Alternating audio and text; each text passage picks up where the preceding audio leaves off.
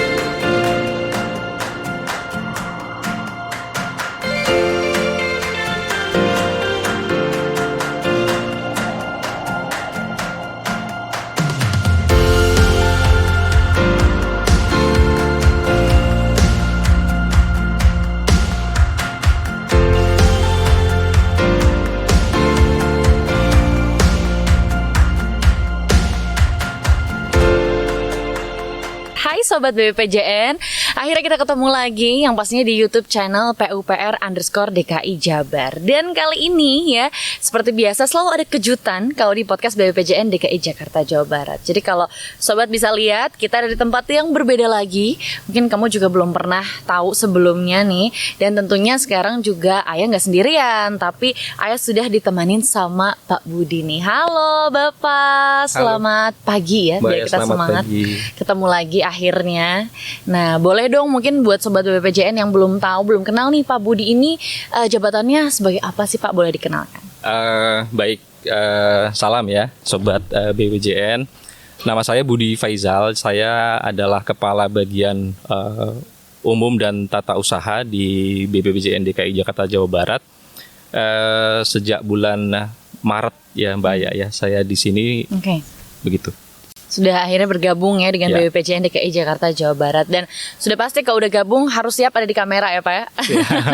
Harus siap nih kita ketemu sama Sobat BBPJN. Nah, pengen tahu dikit dong Pak, sebelum Bapak akhirnya bergabung nih di BBPJN DKI Jakarta Jawa Barat, sebelumnya Bapak bertugas di mana Pak? Baik, ya jadi Maret saya di sini. Sebelum Maret itu posisi saya di di Sekretariat Dirjen Bina Marga gitu ya, di bagian pengelolaan BUMN-nya. Gitu ya. Jadi selama ini saya di sana dan memang banyak menangani tentang persoalan barang milik negara. Gitu ya. Ketika saya dipindah ke sini, ya di sini juga ternyata di bagian umum dan tata usaha mengurusi itu juga. Cuma ketambahan ada hal-hal lain gitu ya, ada kepegawaian, ada hukum dan komunikasi publik, ada keuangan juga di sini gitu ya. Nah itu selain BUMN itu hal-hal baru buat saya, tapi ya selama terlibat dalam hal itu gitu ya, dan alhamdulillah saya sudah mulai biasa sih ya dengan aspek-aspek itu, dan mudah-mudahan kedepannya bisa terus mengikuti dengan baik gitu ya tugas-tugas saya di sini. Oke, amin. Jadi ternyata sebenarnya nggak beda jauh ya Pak ya sama tugas sebelumnya gitu ya. Jadi mungkin bisa lebih mudah ya menyesuaikan ketika berpindah ke BPJN DKI Jakarta Jawa Barat. Ya, siap. Nah, kalau tadi kan kita bahas sedikit nih tentang kisah Pak Budi sebelum akhirnya pindah dan bergabung dengan BPJN DKI Jakarta Jawa Barat. Nah, sekarang Ayah pengen tahu nih Pak, kita ada di mana sih Pak dengan lokasi yang berbeda? Ini belum pernah ada juga, belum pernah kita bahas juga, dan cukup unik nih karena di sini alat beratnya nggak cuma satu. Biasanya kalau kita mau ada pembangunan gitu kan hanya 1-2 gitu kan. Ini banyak loh Sobat BPJN. Jadi di sekeliling ini banyak sekali alat-alat berat. Nah, kita pengen tahu ini kita lagi ada di mana sih Pak? Ya, podcast kita ini kan sering di outdoor gitu ya. Cuma memang kayaknya baru kali ini di sini ya. Jadi untuk balai kita ya, BPJN DKI Jakarta Jawa Barat gitu ya, itu posisi kantor kan di Bandung ya Mbak ya. Cuma memang Sobat BPJN kita punya ini namanya unit peralatan dan pengujian. Posisi kita di Cikampek ini Mbak ya. Dan di workshop ini ya seperti kita lihat sama-sama gitu ya, di latar belakang ini banyak alat-alat berat. Dan selain itu ada juga laboratorium di sini. Jadi laboratorium untuk pengujian. Nah ini memang sekalian juga menginformasikan ini Mbak Aya untuk Sobat BPJN bahwa alat-alat berat yang kita lihat ini sebenarnya kita sewakan untuk umum juga. Oh gitu ya. Jadi bukan kita pakai sendiri. Jadi ini kita sewakan untuk umum. Jadi yang siapa mungkin ada kontraktor yang memerlukan, kita bisa sewa ke kita gitu ya. Termasuk juga labnya kita membuka untuk siapa yang butuh untuk pengujian material-material terkait konstruksi jalan. Kita ada lab yang mumpuni untuk itu dan memang ada sudah tersertifikasi dan siapapun bisa melakukan pengujian di sini gitu ya.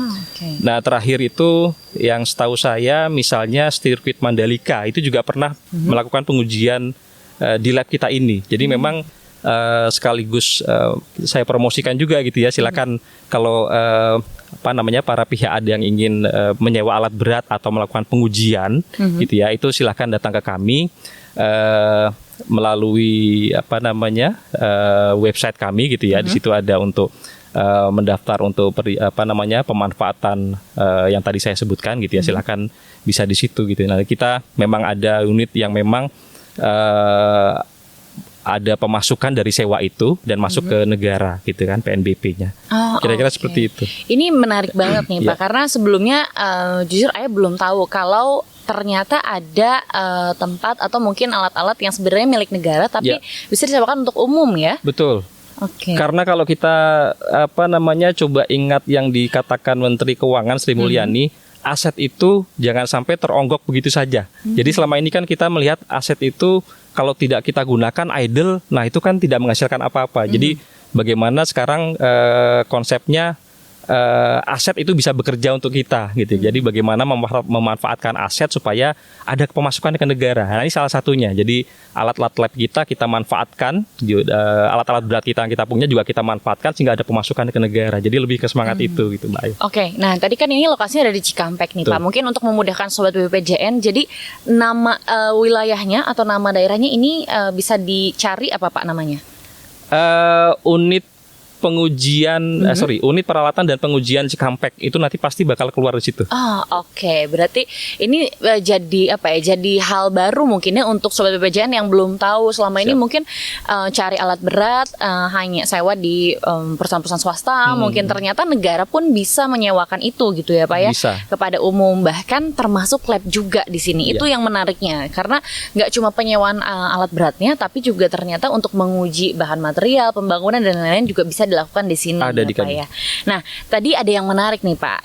Pak Budi beberapa kali menyebut barang milik negara atau BMN. Nah, sebenarnya itu tuh apa sih Pak? Apa yang membedakan barang milik negara dengan yang bukan? Jadi kalau dari peraturannya gitu ya, saya nyebutkan misalnya peraturan pemerintah nomor 28 Mbak ya tahun 2020 itu tentang pengelolaan barang milik negara dan juga barang milik daerah. Di situ definisinya dan juga di peraturan-peraturan turunannya itu kalau bicara tentang BMN pasti definisinya yang muncul adalah BMN adalah barang milik negara yang perolehannya adalah dari APBN atau perolehan lain yang sah. Jadi kalau yang pengertian pertama dari APBN jelas pokoknya uang APBN keluar untuk beli barang, belanja modal itulah BMN. Lalu perolehan lain yang sah itu apa? Misalnya kita dapat hibah dari pihak di luar APBN, misalnya pemerintah daerah atau pihak swasta. Nah, barang yang dihibahkan itulah perolehan lain yang sah gitu kan. Jadi masuk juga sebagai BMN gitu. Atau perolehan lain yang sah misalnya keputusan pengadilan. Ada keputusan pengadilan ketika ada sengketa disita oleh negara. Nah, itu menjadi barang milik negara dan ada definisi perolehan lainnya. Tapi intinya adalah yang diperoleh dari APBN, itulah barang milik negara. Jadi semua kementerian dan lembaga itu unsur terkecilnya adalah satuan kerja. Itu mereka mencatat barang-barang milik negara. Jadi mulai dari kalau di kita mulai dari meja kursi sampai kalau Bina Marga misalnya jalan jembatan, nah itu semua BMN dan itu tercatat semuanya di satker kita. Bahkan bukan cuma meja kursi, kalau kita tarik lebih ke bawah lagi yang murah-murah, pensil, buku, ATK itu pun BMN. Jadi BMN itu kalau yang saya sebut terakhir adalah aset lancar gitu yang habis pakai. Lalu juga ada aset tetap. Aset tetap itu mulai dari tanah, gedung bangunan, peralatan mesin, jalan, jembatan. Lalu ada namanya aset tak berwujud. Nah, ini orang kalau belum biasa mungkin bertanya-tanya ini nggak ada wujudnya tapi dikatakan sebagai aset. Sebenarnya apa sih? Nah, misalnya gini, saya contohkan. Di Satker Bina Marga misalnya ada P2JN ya, perencanaan dan pengawasan jalan dan jembatan. Nah, itu punya yang punya banyak aset terwujud biasanya itu Misalnya apa? Misalnya kalau pekerjaan fisik yang bahaya di kita itu sebelumnya dilakukan dulu desainnya, ya desainnya, kajiannya. Nah desain kajian itu belanjanya juga dari APBN.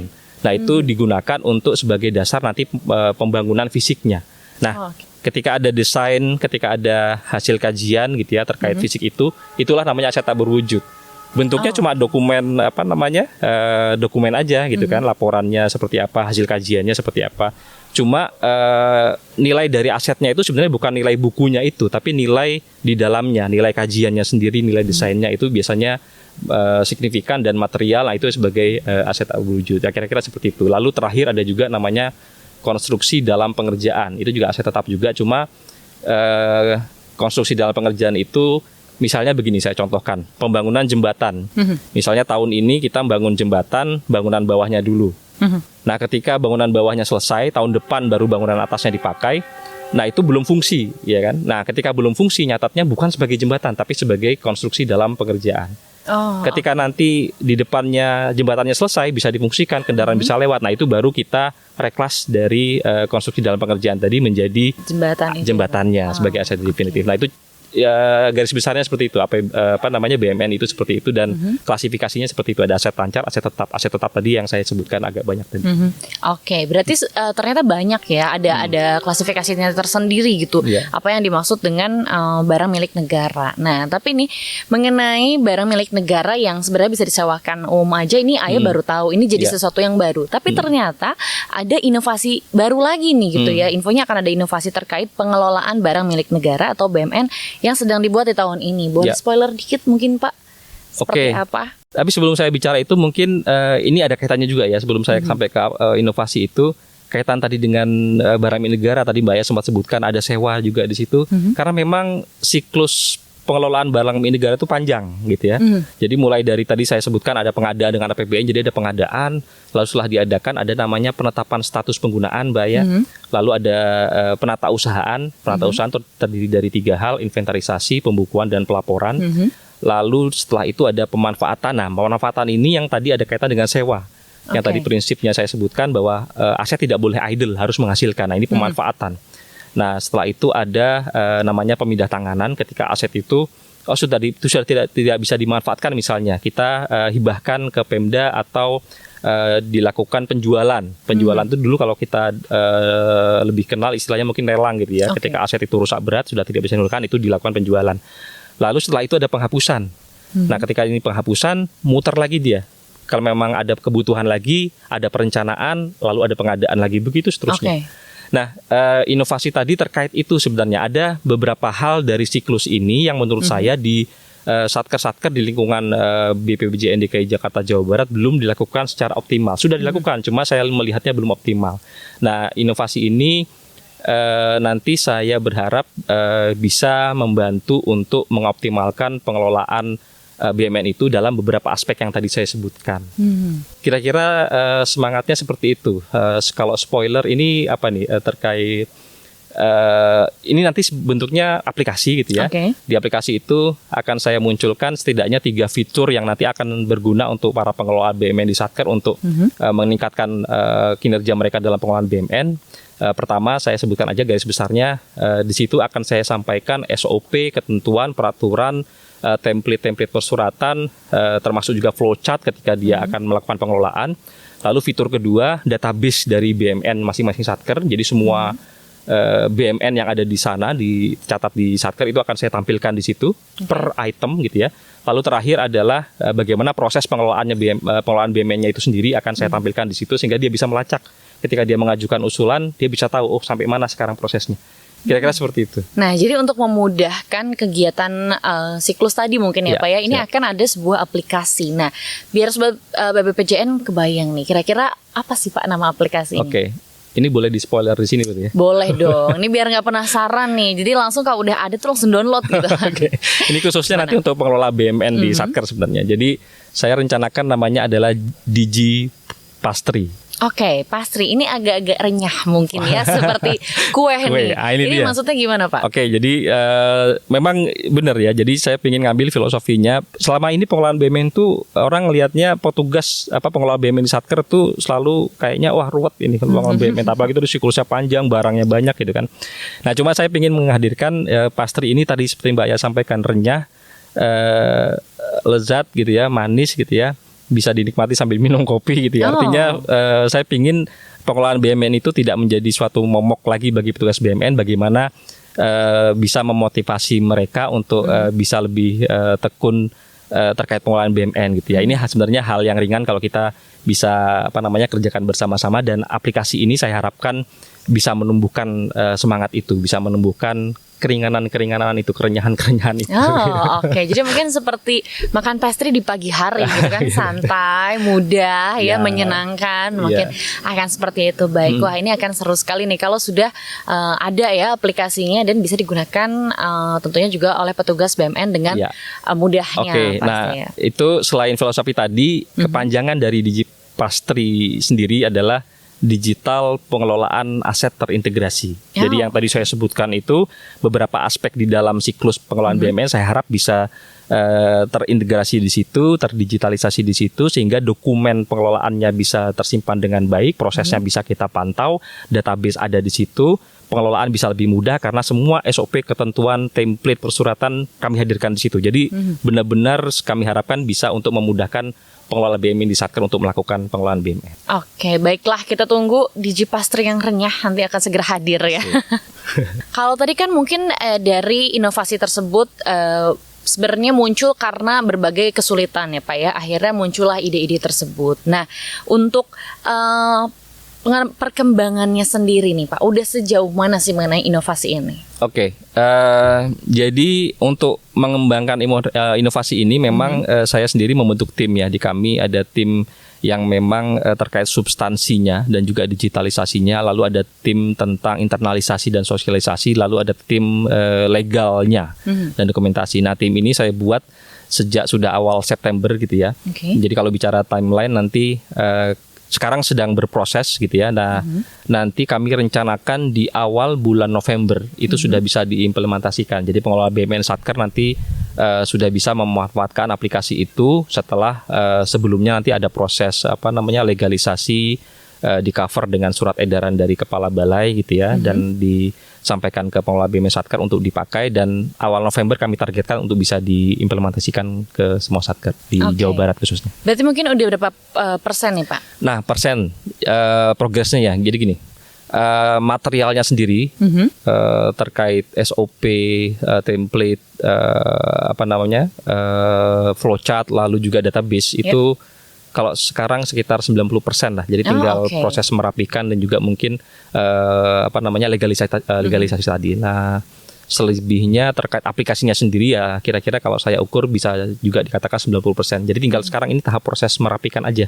Dan sebelumnya juga sudah kami dahului dengan focus group discussion. Jadi tidak semata-mata kita mengembangkan ini sendiri, kami ambil masukan-masukan juga dari nanti para pengguna, stakeholder, termasuk kami juga kemarin hadirkan narasumber dari Biro Pengelolaan BUMN Sekjen Kementerian PUPR, lalu juga ada dari bagian keuangan dan PBMN Sekjen Bina Marga, dan juga stakeholder kami dari KPKNL Bandung. Jadi menjaring masukan dari mereka supaya pengembangan aplikasi ini memang benar-benar bisa bermanfaat dan sesuai kebutuhan gitu. Oke, berarti benar-benar tinggal sedikit lagi ya Pak ya. Ini akan rampung dan juga inovasi ini akan bisa langsung dinikmati oleh para penggunanya. Iya, doakan saja. Kalau kita tadi mundur sedikit nih Pak ya, kalau sebenarnya penggunaan inovasi ini memang juga diberikan langsung untuk para pengelola BUMN. Nah, kan kalau kita bahas di awal sedikit adalah barang milik negara ini memang bisa disewa oleh umum. Berarti di aplikasi ini atau di inovasi ini juga nanti akan ada bagaimana caranya umum ini bisa menyewa berarti Pak, atau hanya pengelolaan di dalamnya saja? Oke, jadi kalau tadi bicara siklus ya, sewa menyewa itu ada di proses pemanfaatan. Selebihnya ada aspek lain. Nah, aplikasi ini justru lebih ke aspek lainnya, gitu ya, aspek lainnya, karena proses persewaan itu sebenarnya bisa dilakukan ketika syarat-syarat itu menjadi BUMN itu sudah lengkap dan sudah memenuhi syarat.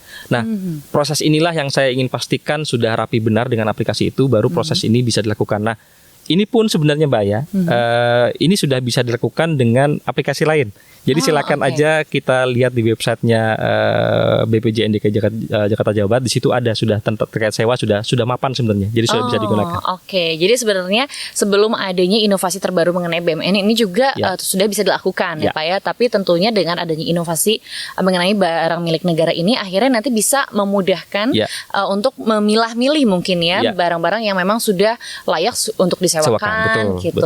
Betul. Mendukung proses sebelumnya sebenarnya. Iya, nah ini seru sekali. Jadi semuanya berkesinambungan ya akan memudahkan berbagai kegiatan yang akan dilakukan baik secara internal maupun akhirnya nanti eksternal ya Pak, dengan umum dan lain-lain seperti itu. Nah, kalau tadi mungkin kita lihat begitu panjang siklus ya yang memang harus dikerjakan atau dilakukan oleh para pengelola BUMN ini. Nah, dengan adanya inovasi yang tadi memang sudah disampaikan sama Pak Budi, ini akan dimudahkan. Nah, tapi Ayah penasaran nih Pak, yang dimudahkannya itu dalam segi apa sih Pak? Hal apa saja? Baik, jadi saya langsung ambil contoh aja kali ya. Jadi dari siklus pengelolaan BUMN itu ada di situ namanya penetapan status penggunaan. Jadi ini saya jelaskan sedikit penetapan status penggunaan itu gini ceritanya Mbak ya. Jadi semua BUMN yang dicatat Satker itu kalau baru dicatat, baru dibeli itu ada namanya SK PSP. Surat keputusan penetapan status penggunaan. Itu seperti kalau orang itu seperti akte lahirnya lah. Jadi menyatakan bahwa BUMN itu memang adalah BUMN dan dicatat oleh Satker ini. Nah itu SK dan itu ada prosesnya. Jadi Satker ketika mencatat itu dia harus mengajukan permohonan PSP tadi ke balai ke Setdijen ke Sekjen. Ini jenjangnya seperti itu, gitu ya. Nanti yang menerbitkan SK-nya itu tergantung kewenangannya. Jadi ada yang diterbitkan oleh KPKNL setempat, tapi ada juga yang diterbitkan oleh Dirjen Bina Marga, ada juga yang diterbitkan oleh Sekjen Kementerian PUPR. Jadi kebayang tuh panjang prosesnya. Nah, aplikasi ini nanti akan membantu petugas BUMN untuk memudahkan mereka untuk proses itu. Ketika mereka membuat surat, mereka harus tahu dulu, ini saya menunjukkannya kemana sesuai kewenangan tadi, apakah ke KPKNL atau ke Dirjen atau ke Sekjen. Taunya dari mana? Di peraturan. Peraturannya apa? Kita tampilkan di aplikasi itu. Oh, ini peraturan tentang PSP. Kita klik. Oh, kalau saya barang-barang saya itu, oh larinya ke sini. Oke, saya buatkan tentang itu. Nah, mekanismenya seperti apa? Kita buatkan flowchartnya di aplikasi. Tinggal dilihat. Oh, arahnya mekanismenya saya harus ke balai dan seterusnya. Itu bisa kelihatan. Oke, petugas pengelola BUMN langsung akan membuat surat, iya kan? Membuat surat itu. Bentuk suratnya seperti apa? Nah, template suratnya pun kita sampaikan di situ. Jadi tinggal di-download, pengelola BUMN tinggal mengubah substansinya, selesai. Jadi hal-hal awal pun kita mudahkan. Baru mereka mengajukan. Nah, ketika mengajukan prosesnya sampai mana, kita kasih lagi fitur. Jadi dia pengelola BUMN bisa tahu, oh, saya sudah mengajukan kemarin, sekarang di mana ya? Oh, di sini. Jadi kemudahan-kemudahan itu terkait PSP. Saya kasih contoh lain misalnya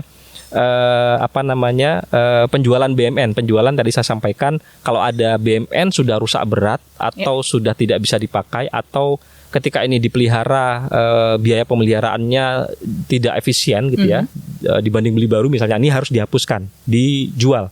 Nah, proses penjualan juga seperti itu.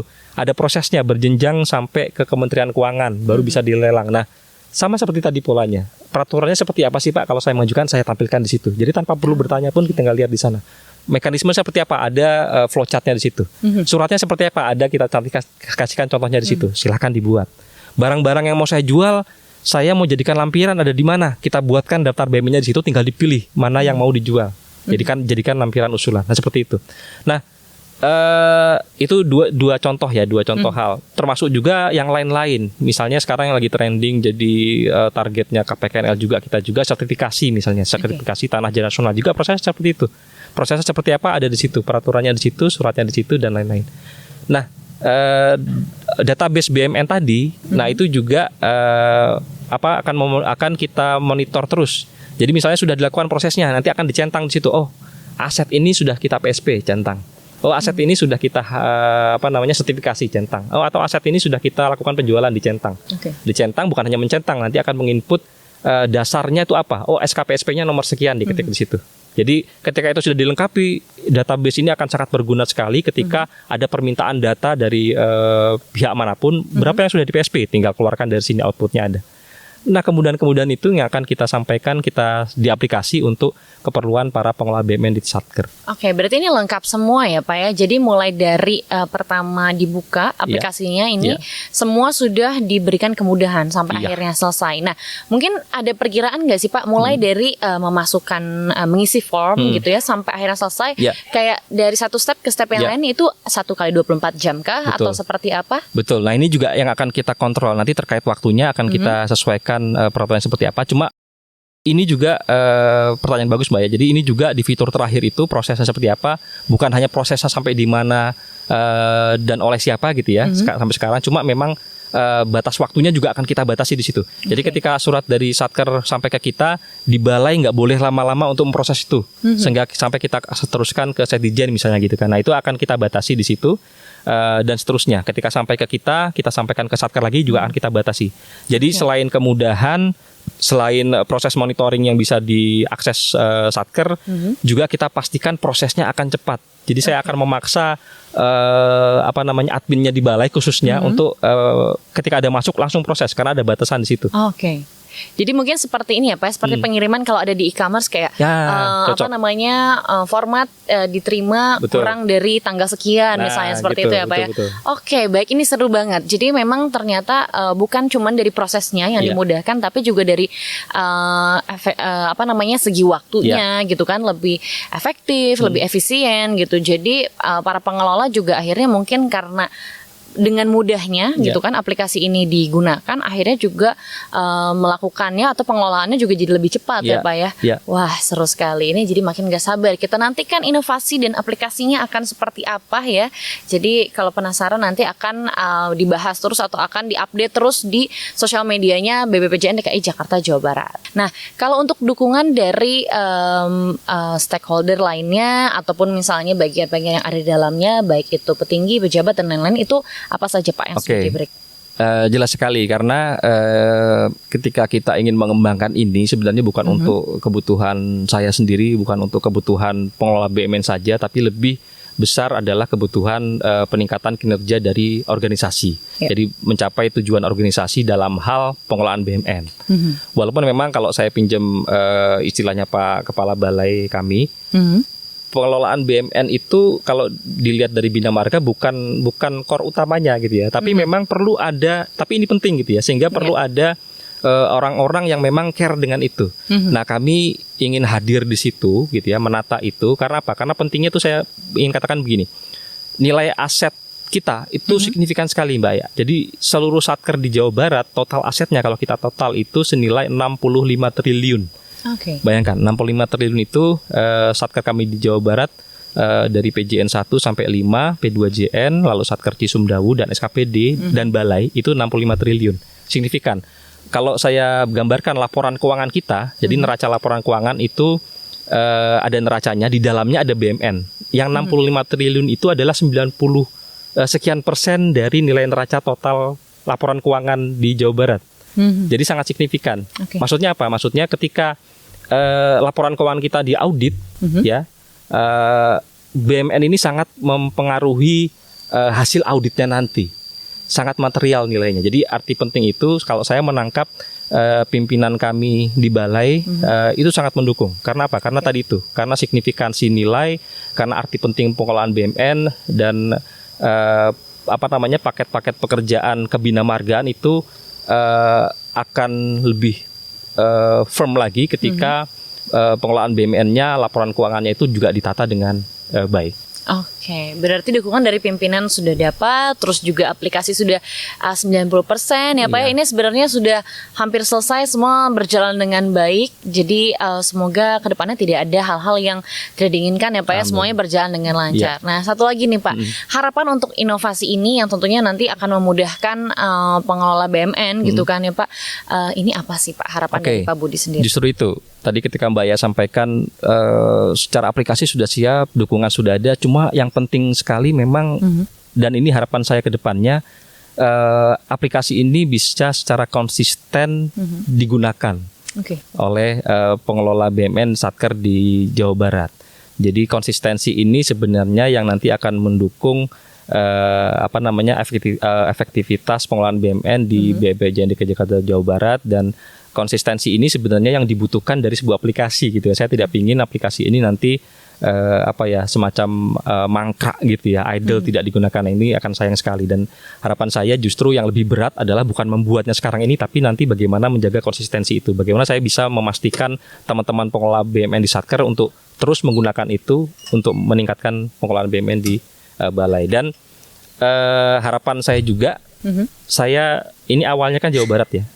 Ketika ini bisa berjalan dengan baik, harapan saya nanti di tingkat yang lebih tinggi, pengelola BUMN yang lebih tinggi, misalnya di Setdijen atau bahkan di Kementerian PUPR, syukur-syukur ini bisa digunakan juga. Jadi untuk keperluan pengelolaan BUMN di tingkat selain balai, di atas balai. Saya rasa lebih. Berarti semoga ini juga bisa dikembangkan dan digunakan bermanfaat bagi semuanya ya Pak, semua pihak. Jadi tidak hanya untuk di balai, tapi mungkin skalanya bisa lebih luas lagi. Betul, ya, Pak. Mudah-mudahan. Nah itu dia Sobat BPJN, bincang-bincang seru ya bareng sama Bapak Budi Faisal mengenai pengelolaan BUMN, dan tentunya juga tentang ini semua yang ada di belakang ini ternyata bisa digunakan juga oleh masyarakat umum ya. Jadi buat kamu yang penasaran bisa cek websitenya untuk penyewaan BUMN.